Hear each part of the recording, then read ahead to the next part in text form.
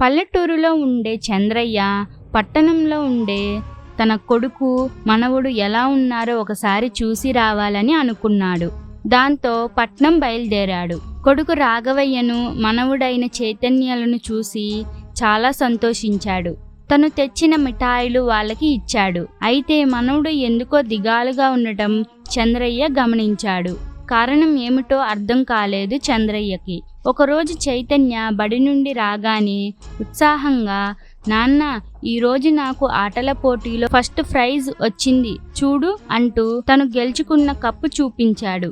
రాఘవయ్య మాత్రం అంతగా పట్టించుకోకుండా, సర్లే అవతలికి వెళ్ళు, నాకు బోలెడు పని ఉంది అంటూ వెళ్ళిపోయాడు. చంద్రయ్య ఈ విషయం దూరంగా కూర్చొని గమనించాడు. 2 రోజుల తర్వాత చైతన్య వచ్చి, నాన్న ఇదిగో మార్కుల లిస్టు ఇచ్చారు చూడు, అన్ని ఫస్ట్ మార్కులు వచ్చాయి అంటూ ఉత్సాహంగా చెప్పసాగాడు. మళ్ళీ రాఘవయ్య తన ధరిణిలో తాను ఉండి, ఊరికే నన్ను విసిగించుకు, నేను దుకాణం కోసం తెచ్చిన సరుకులు లెక్క చూసుకోవాలి అంటూ కసురుకున్నాడు. దాంతో చైతన్య చిన్నబుచ్చుకొని వెళ్ళిపోయాడు. మనవడి దిగులుకు కారణం ఏమిటో చంద్రయ్యకు అర్థమయ్యింది. ఆ రోజు అందరూ భోజనాలు చేసి ఆరు బయట కూర్చున్నాక చంద్రయ్య కొడుకును పిలిచి, చూడు రాఘవ, నేను వచ్చినప్పటి నుంచి గమనిస్తున్నాను, పిల్లవాడి విషయంలో నీ ప్రవర్తన ఏమీ బాగోలేదు. పిల్లలు తప్పు చేసినప్పుడు దండించడం ఎంత అవసరమో, మంచి పని చేసినప్పుడు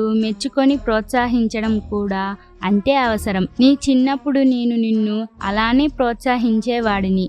అందుకే నువ్విప్పుడు ఇంత పెద్ద దుకాణాన్ని చక్కగా నిర్వహించుకోగలుగుతున్నావు అన్నాడు చంద్రయ్య. దాంతో రాఘవయ్యకు తన తప్పు తెలిసి వచ్చింది.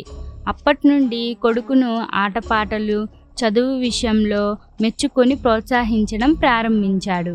ఈ కథలో నీతి: పిల్లలకు తల్లిదండ్రులు ఇచ్చే ప్రోత్సాహమే ఎక్కువ బలం ఇస్తుంది. ఇలాంటి స్టోరీస్ మీకు ఇంకా కావాలంటే ఇప్పుడే వీడియోకి లైక్ చేసి ఛానల్ని సబ్స్క్రైబ్ చేసుకొని బెల్ ఐకాన్ ఆల్లో పెట్టుకోండి.